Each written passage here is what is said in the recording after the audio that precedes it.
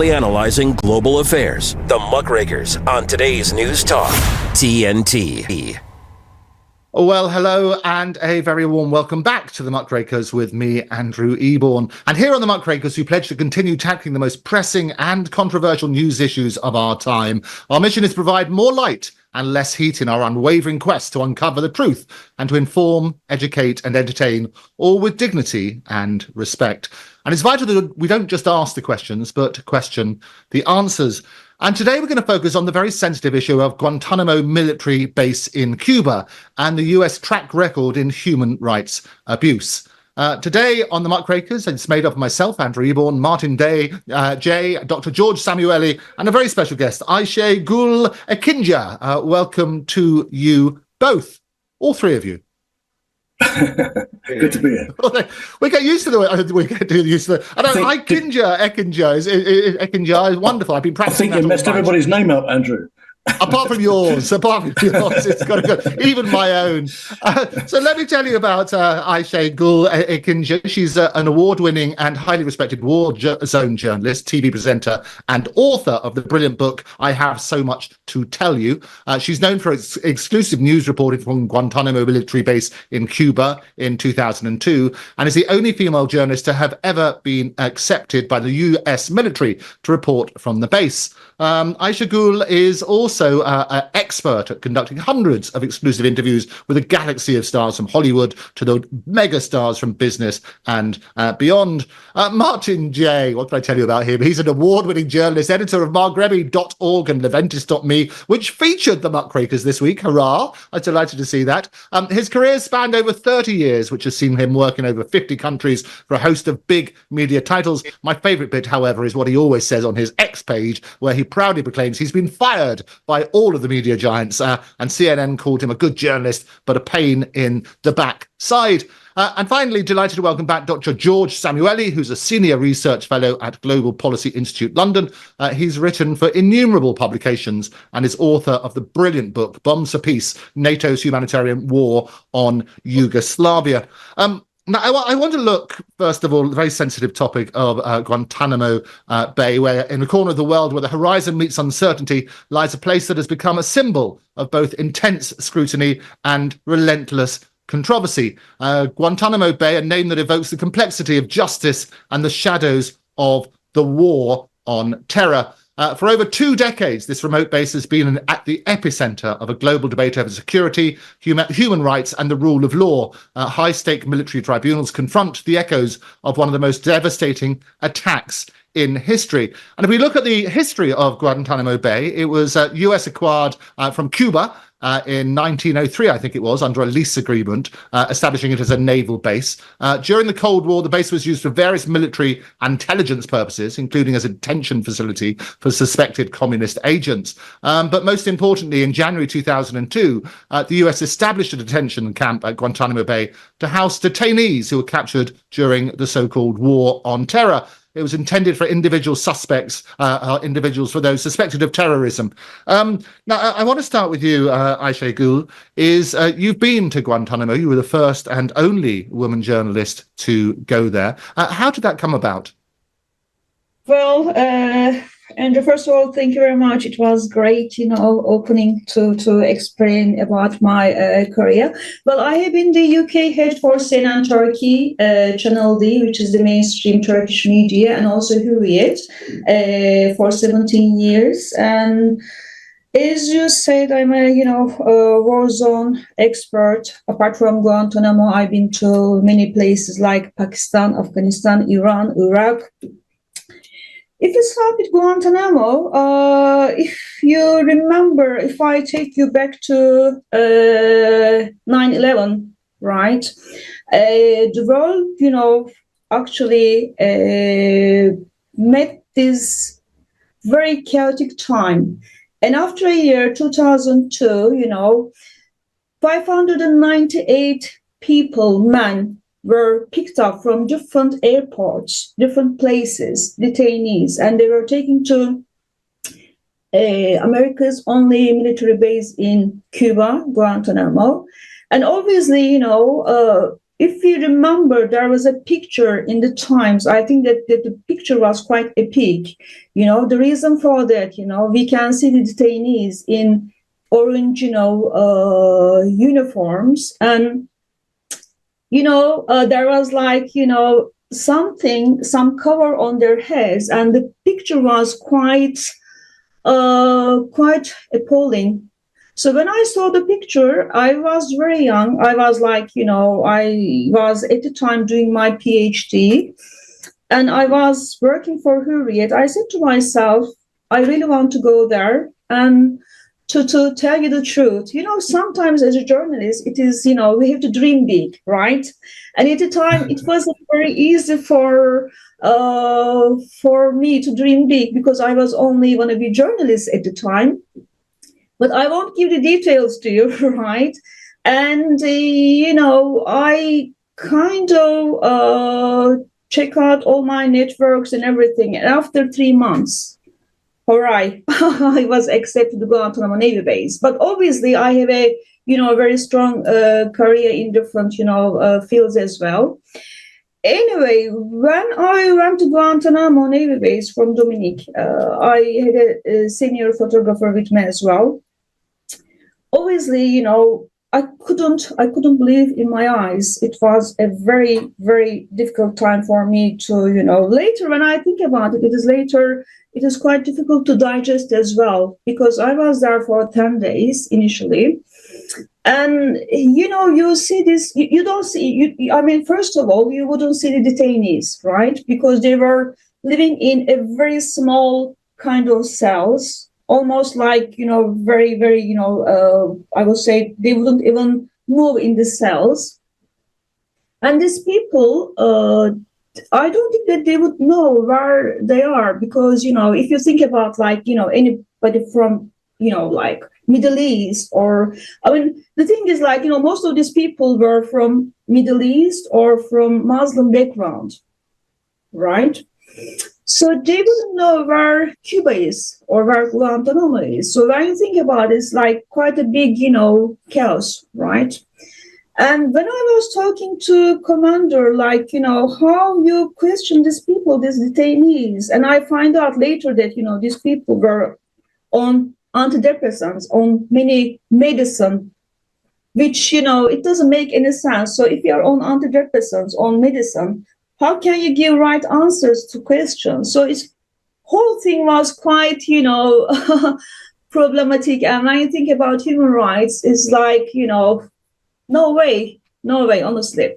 So if you remember when Obama was elected, I remember the second date he was in office, he kind of announced that he was going to close down Guantanamo Navy Base within a year, which obviously he didn't. And then, there's so many question marks about, Guantanamo Navy Base. So then, right now, if we look at the history after so many years, 2024, still, to my knowledge, there are 30 detainees. But when I think about, like, the initial 598 detainees, what happened to these people?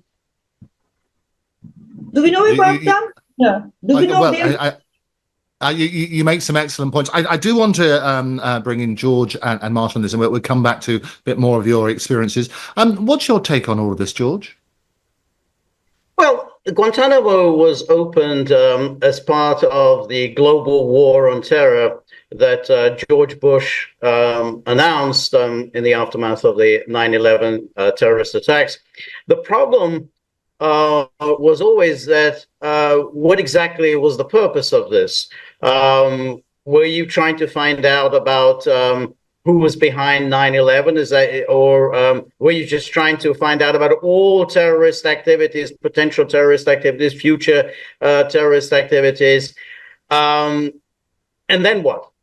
So it was a very strange enterprise from the beginning, because it didn't seem to have any particular purpose. The other aspect of it, and this has to be emphasized over and over again, is that the people who were responsible for the 9/11 terrorist attacks, the various jihadis, had been sponsored and promoted and funded by the U.S. government, because up until the attacks on New York and Washington, D.C., they had been doing sterling work as far as the United States was concerned. Obviously, their roots were in Afghanistan when they were fighting against the Soviet Union during the 1980s, but then they were transferred to other parts of the world and continued to do the work that the United States was very happy for them to do. So they were involved in Chechnya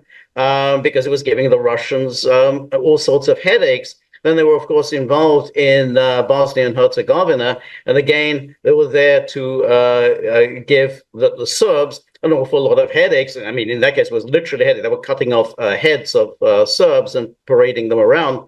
And then, of course, they were also involved in Kosovo. So, it was precisely because of this attack, that on the United States, that suddenly the U.S. reversed itself and suddenly declared them to be enemies. But they're only enemies insofar as they targeted the United States. I mean, as long as you're targeting powers and peoples that the United States wanted targeted, then they were doing good work. So that's why it was always very odd as to what purpose Guantanamo was supposed to serve. What are you going to do with these people? I mean, you can torture them. Torture them with a view to what? Is this? You're just going to find out about plots? Well, what happens when there are no plots to find out about? You're going to prevent them from carrying out terrorist activities in the future. Well, how are you going to do that? I mean, the moment you release them, what's to stop them going back to doing things that you don't want them to do? So it was a very odd enterprise. But as we've just heard, it's still ongoing. I mean, even though there are only 30 detainees there, and I think there were at its height, I don't know when, there was maybe 700. I can't remember what the exact number was at its height. There's still 30 there. And again, you have to ask, with a view to what? What is it? Because if these people had committed crimes, then prosecute them. But if they haven't, if you're just afraid that they might commit crimes, then you can't just simply hold people incarcerated in perpetuity because of what they might do upon release. You make some very valid points. Torture, indefinite detention without trial, and obviously lack of due process. We're going to get to Martin's take on this, but we're going to go first of all for some short messages. The challenges our planet's animals are facing sometimes feel a bit heavy. The animals haven't eaten in a day, 2 days, they haven't drank anything, they're cold, they're dehydrated. As soon as we started our descent, everywhere I could see was mud, just absolutely mud. The country has been in prolonged drought for so long, it was like a tinderbox waiting to go up. Okay, very heavy. Each of us wants to be part of the solution, and we can be. Remember that there's good happening right now. At home. All right, we were able to get into your unit, and we have all 4 of your cats. So, okay. And around the world. For any animal in any disaster. So let's focus on that, right? Be part of the solution, one rescue at a time. Search ifa.org/disaster ready. The Light is Britain's far-right conspiracy theory paper spreading hate and vicious lies. No, that's what the BBC say. The Light is the only national newspaper bringing you the real news and informed opinion on what's really going on today. You can subscribe, order copies, submit articles, and read back issues on our website, thelightpaper.co.uk, and see for yourself why the establishment are so worried about the uncensored truth getting out to people every month. The Light Paper. Not for right, just right so far. thelightpaper.co.uk. Tracking global corruption and threats that undermine our security. This is the Muckrakers on today's News Talk, TNT. Do I get it right? You do get it right. You're on here. Oh, hey, we're off. You're on here. Oh, we're on air. Fantastic. Well, there we go. We're having a behind the scenes about pronunciation of names. Apparently, I called Martin J, Martin Day, and Ayşegül. I got the wrong syllables right. But I did win the prize because Dr. George Szamuely I got right, which is probably the most difficult one of all. You're here on the Muckrakers, and you probably heard Murray in the background saying you're on air, which is always useful to know. We're looking at the very serious subject of Guantanamo Bay and looking at a deep dive into history and the people who are there and the treatment that they've had, including torture, indefinite detention without trial, and lack of due process. Martin, I was going to come to you. What's your take on it?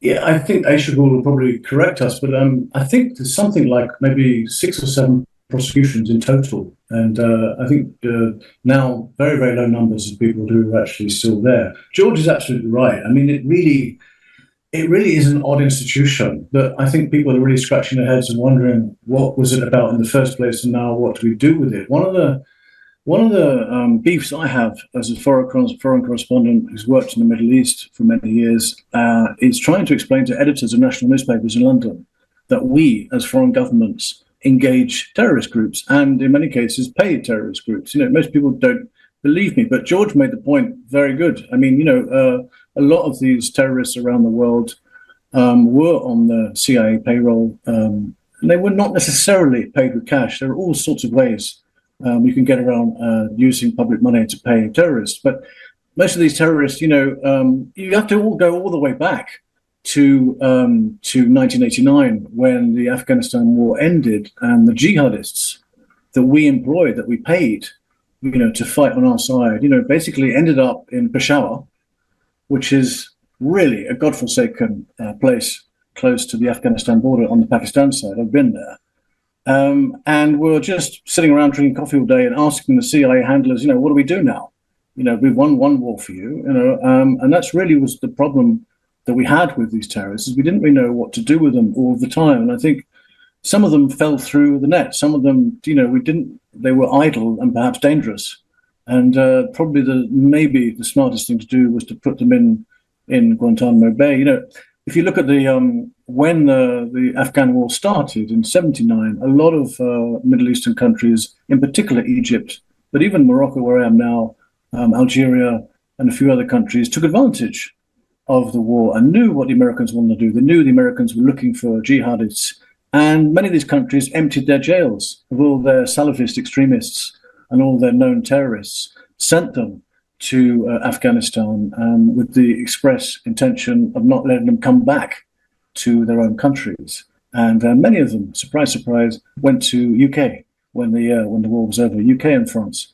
So Guantanamo is one of these odd institutions which has rounded up and collected a few of them floating around. George is absolutely correct to say that, the intelligence gathering rationale behind it, arresting people who have got links to terrorist groups or are terrorists themselves. I don't think everybody in Guantanamo was, technically speaking, a terrorist. Some of them were just linked to terrorists through cell phones. The first thing that intelligence agencies do when a car bomb goes off, if it's triggered by a cell phone, they look for the SIM card and they piece it together and try and find the network of who was connected to that bomber.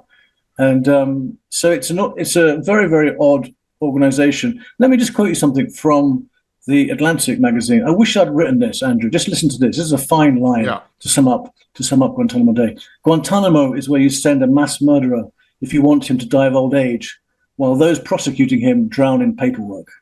I wish I'd written that. Really, I really, really wish I'd written that. That's a brilliant summary of really what this organization is about now. And I'd really like to ask Ayşegül if she has this, if she speaks to many Americans and how she interprets how Americans see Guantanamo, because I think a lot of Americans don't even know about it, or actually know about it, but don't really know what a travesty of international law, a farce of human rights the Guantanamo is. Well, yes, actually, Martin, you made some very interesting points, and especially I didn't know that you were in Peshawar. After being in Guantanamo, it was 2007, some years later, Again, I was the only female journalist who accompanied late Benazir Bhutto after, 8 years of exile. She was going back to Pakistan to bring democracy to Pakistan. If you remember those times, I feel that, Benazir Bhutto, she kind of knew she was going to get assassinated. So when we went there, before we went there, actually, Taliban made an announcement to Benazir Bhutto, saying that if you come to Pakistan, we will welcome you with cocktail of bombs. Anyway, I mean, obviously the politics are. I feel that international politics are kind of like a show, right? I will tell you why later. So obviously 2 months later, Benazir Bhutto got assassinated in Waziristan, not Waziristan, border of Waziristan, that area. And then I stayed in Pakistan for another 3 months, and I went to Akotakata Madrasa. Akotakata Madrasa is, like you explained, one of the biggest madrasas in the world. I think the biggest madrasa in the world, who literally train jihadists, right? And at the time, again, I couldn't believe it, because there were students, they called jihadist students, age of 5 till 40. So if you see this man between 5 and 40, and they live in a community in this madrasa, and all the things that, I've seen in this madrasa is you can see on my YouTube, and made the headlines in Hurriyet. So, yes, what happened after 9/11, I think that, some of these jihadists, because, obviously these people are being funded by different organizations, so what do we do with them? It is Exactly. they were traveling everywhere in the world. So I feel that, also, I will come to your question, but I want to give some more points from my knowledge. I think also establishments in everywhere, could be Europe, in the Middle East, anywhere, they use some symbols, right? And I think that Guantanamo was one of these symbols, right? It is like hidden message to the outer world. And then you can read many layers underneath as a journalist, but an average person wouldn't understand. So again, coming back to your question about Americans, obviously I talked to many people after being in Guantanamo, and after seeing so many things in Guantanamo, and they wouldn't know, they weren't, even interested, because, when people go through their daily life, unless they're interested in international news, foreign news, they don't know. Yeah. So I think it is in a way that, it is a little bit, ignorance of this day and age. We don't know how much going on in the world. We don't know how much, unless, it makes to the news, right?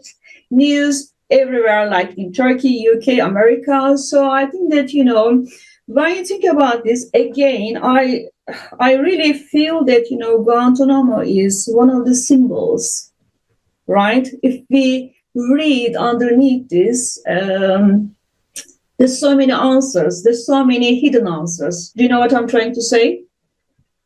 Yeah, it's interesting. Just to follow up on what you were saying there, Dr. Ekinci, get to get your surname right as well. You're talking about a lot of people don't know. You're right, they don't know. And we hear about reports of waterboarding and other harsh interrogation techniques emerging. You have been there. What did you see?